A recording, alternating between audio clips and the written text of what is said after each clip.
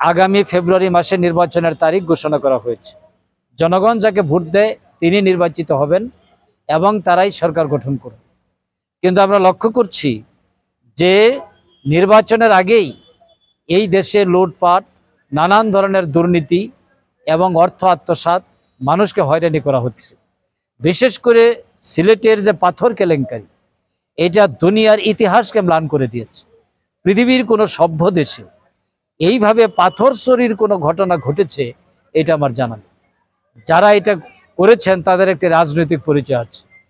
যে রাজনৈতিক পরিচয়ধারী ব্যক্তিগণ পাথর চুরি করার অথবা পাথরকে গোপনে সরিয়ে বিক্রি করে লাভবান হওয়ার লোভ সংবরণ করতে পারেন নাই, তাদের হাতে রাষ্ট্র মোটেই নিরাপদ নয়।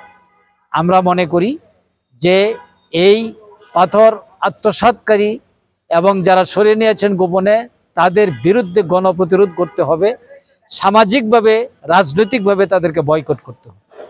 এরপর আমি বলতে চাই, আপনি যে প্রশ্ন করেছেন যে আগামী ফেব্রুয়ারি মাসে নির্বাচন, বসুন্ধরা টিস্যু অশুদ্ধতার বিরুদ্ধে এক বিন্দুও ছাড় নয়।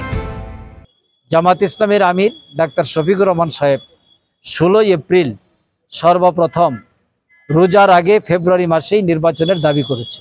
সুতরাং যে নির্বাচনের তারিখ ঘোষণা করা হয়েছে এটা জামাতেরই দাবি ছিল। জামাত এই নির্বাচন এই সময় হওয়ার ব্যাপারে অবশ্যই দৃঢ় ভূমিকা পালন করছে। কিন্তু আমরা অত্যন্ত উদ্বিগ্ন, যেভাবে মানুষকে ভয়ভীতি দেখানো হচ্ছে, হত্যা করা হচ্ছে। মিটফোর্ডে ঘটনা হলো, একজন মানুষকে পাথর মেরে হত্যা করা হলো।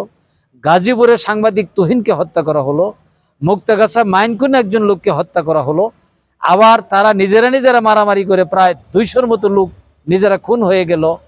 5000-এর মতো লোককে তারা বহিষ্কার করলো, মানুষকে দেখানোর জন্য যে তারা দলীয় শৃঙ্খলা রক্ষা করেন। যে দলের বহিষ্কারের লোকের সংখ্যা হলো 5000, আর যারা একটার পর একটা হত্যাকাণ্ড সংগঠিত করছে, তাদের এই সন্ত্রাসী কর্মকাণ্ড যদি বন্ধ না হয়, তাহলে নির্বাচন সুষ্ঠু, গ্রহণযোগ্য, অবাধ, ভয়ভীতিমুক্ত অবস্থা হওয়ার ব্যাপারে যথেষ্ট সন্দেহ এবং সংশয় হওয়ার আশঙ্কা রয়ে গেছে। আমরা মনে করি কোনো অবস্থাতে নির্বাচন বানচাল করার যারা চেষ্টাকারী তাদেরকে সেই সুযোগ দেওয়া যাবে না।